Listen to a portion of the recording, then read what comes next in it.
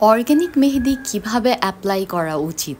আমি এটা নিয়ে অনেকগুলা ভিডিওস আপনাদের সাথে শেয়ার করেছি।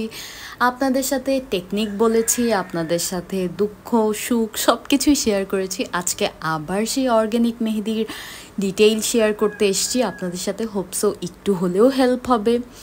ফার্স্টে আপনি আপনার মেহেদিটা পাওয়ার সাথে সাথে আপনি যেখান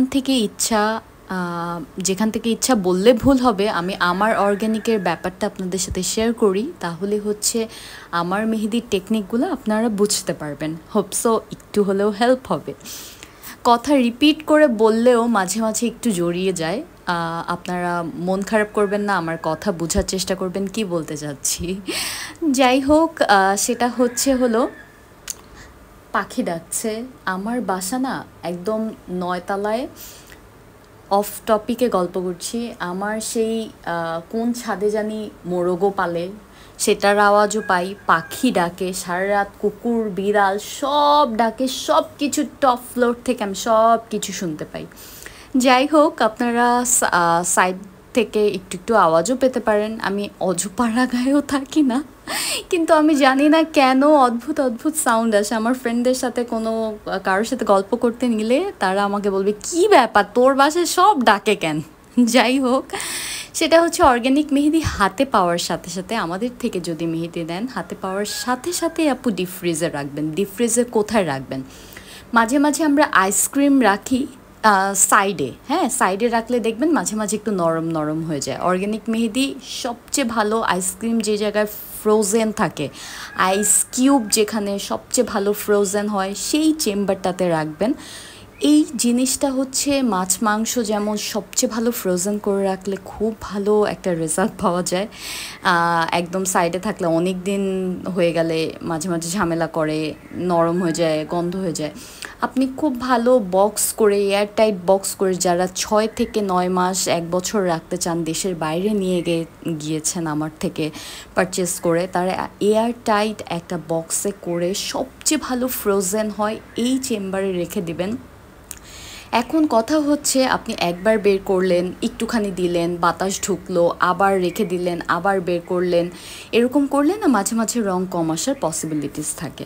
তো পিন দেওয়া অবস্থায় আপনি সবচেয়ে ভালো ফ্রোজেন হয় এই জায়গায় রেখে দিবেন। যদি আপনি অনেকগুলো অর্গ্যানিক মেহেদি পারচেস করেন, স্পেশাল ডে উপলক্ষে দেশের বাইরে নিয়েছেন তাদের জন্য, নেয়ার পরে আপনি ঠিক 15 থেকে 20 মিনিট আগে বের করলেই মেহেদি নর্মাল হয়ে যায়। তারপর মেহেদিটা হাতের মাঝখানে রেখে একটু ঘষে নেবেন, যেন সব জায়গায় ব্যালেন্স হয়ে মেহেদিটা একটু ভালোভাবে ব্যালেন্স হয়ে যায়, একটা ভালো টেক্সচার হয়ে যায়।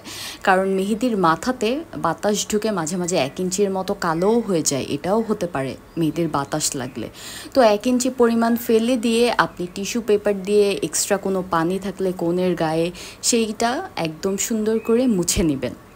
এটা একটা জিনিস। সেকেন্ড জিনিস হচ্ছে, আমরা কিছু কিছু পেজ থেকে মেহেদি নেই, সেটা একেবারে মনে করেন লোহার মতো প্রেস করে কাবেরি মেহেদির চেয়েও প্যাথেটিক হয়। অর্গ্যানিক মেহেদি দাবি করে প্যাথেটিক হয়, হাত ব্যথা হয়ে মানে আঙুল ফুলে যাবে এই অবস্থা হয়ে যায়। আমার মেহেদিটা মোটেও এরকম না। আমার মেহেদিটা খুবই বেশি স্মুথ অ্যান্ড ভালো একটা রানি টেক্সচারের মেহেদি। সেটা দিতে হাত কখনোই ব্যথা করবে না। আপনি যদি এখন অর্গ্যানিক সেই রকম কঠিন শক্তওয়ালা একটা মেহেদির মতো প্রেশার দেন, তাহলে মেহেদি অনেক মোটা মোটা হয়ে বের হয়ে ছড়ায় যাবে। সো আপনাকে কি করতে হবে? লো প্রেশারে খুব সুন্দর করে হালকা হাতে কাজ করতে হবে। কখনোই হাত ব্যথা হবে না। মেহেদি দিতে গেলে ঘন্টার পর ঘন্টা কাজ করলে ব্যাক পেইন হয়, কখনো হাত ব্যথা হবে না ভালো কোনো অর্গ্যানিক হলে।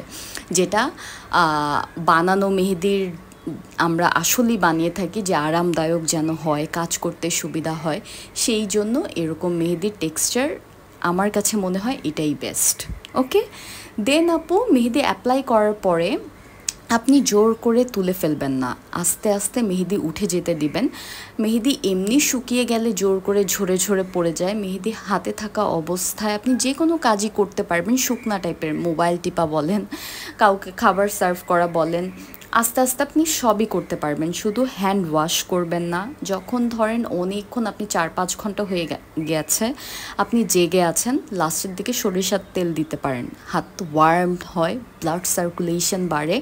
হাত যত ওয়ার্ম ভালো থাকবে আপু, কারো কারো হাত বরফের মতো ঠান্ডা হয়ে যায়, রং আসতে চায় না, এই টাইপের মানে একটা জিনিস মেনটেন করবেন। জাস্ট আপু আমি বলি মিনিমাম 5-6 ঘন্টা, 7-8 ঘন্টা অ্যাভয়েড করতে পারলে অনেক ভালো। মিনিমাম 5-6 ঘন্টা পানি অ্যাভয়েড করলে আল্লাহর রহমতে পরদিন আরও সুন্দর রং আসবে, একদম রেডিশ মেরুন হয়ে রং আসবে।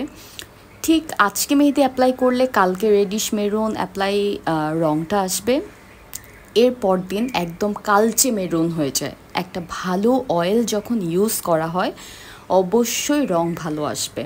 এটা যেন রং আসে, আপনি 5-6 দিন ভালো একটা মেহেদি অ্যাপ্লাই করলেন, একটা 5-6 দিন যেন রং ভালো আসে, হাত যেন সুন্দর দেখায়, মেহেদি দিলে লাল টুকটুক হাত হয়, তাই হচ্ছে আপনাকে এই 5-6 ঘন্টা পানি অ্যাভয়েড করে ঠিক একদিন পর রংটা সুন্দর একটা ব্যালেন্সের রং পাবেন। ওকে, আমি জানি না বুঝাতে পারলাম কিনা, আপনি বুঝতে পেরেছেন কিনা।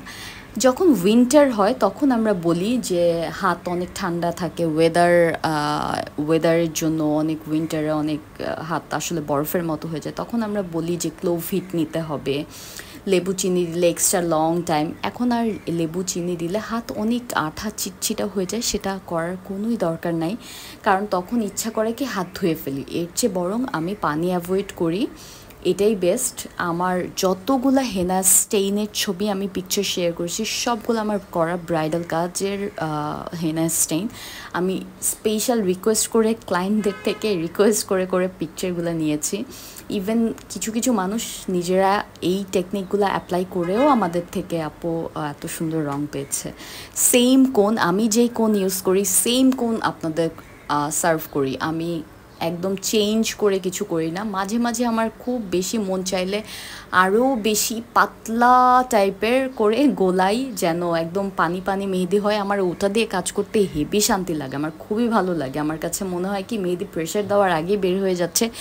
যেহেতু আমি কাজ করে কন্ট্রোল বুঝে গেছি, আমি খুব স্লোলি ওই কোণ দিয়ে কাজ করে ফেলি, আমার কাছে ভালো লাগে। আর যেহেতু সবাই একই পাতলা টাইপের টেক্সচার দিয়ে পারে না, তাই সামান্য আপু একটু ঘন রাখি ক্লায়েন্টদের জন্য, তাছাড়া আর কোনো চেঞ্জ নেই। আমার ব্রাইডাল কোনই আমি আপনাদের সার্ভ করছি। সো এই টেকনিকগুলো যদি ফলো করেন আল্লাহর রহমতে অনেক সুন্দর রং পাবেন। আর ঈদে এইভাবেই করে চাঁদ রাতে মেহেদি দিয়ে ঘুমিয়ে পড়বেন, যারা নিজে নিজে মেহেদি দিবেন, যারা আর্টিস্টদের কাছেও মেহেদি দিবেন। প্রতিটা আর্টিস্টই কম বেশি টেকনিকগুলো জানে, তাদের কাছে থেকেও একটু শুনে নেবেন কি করলে কখন কি ভালো হবে, কিভাবে রং আসলে ভালো হয়, সেই জিনিসটা একটু শিওর হয়ে নেবেন। এটাই ছিল হচ্ছে অর্গ্যানিক মেহেদির কিছু টিপস অ্যান্ড ট্রিক্স। এটা পার্ট 1 ভিডিওতে আপনাদের শেয়ার করলাম, পার্ট 2তে কিছু একটা আপনাদের কিভাবে ছবি তুললে ভালো হবে, কিভাবে কি করলে ভালো হবে সেই জিনিসটা আমি শেয়ার করব। আমার কমেন্ট বক্সে কমেন্ট এসছে যে কিভাবে ছবি তুললে খুব সুন্দর আসবে, আমি কিভাবে ছবি তুলি কিংবা কি কিভাবে ভিডিও করি, সেই জিনিসটা আমি পার্ট 2তে শেয়ার করবো ইনশাল্লাহ। থ্যাংক ইউ সো মাচ, সবাই ভালো থাকবেন, সুস্থ থাকবেন, আল্লাহ হাফেজ।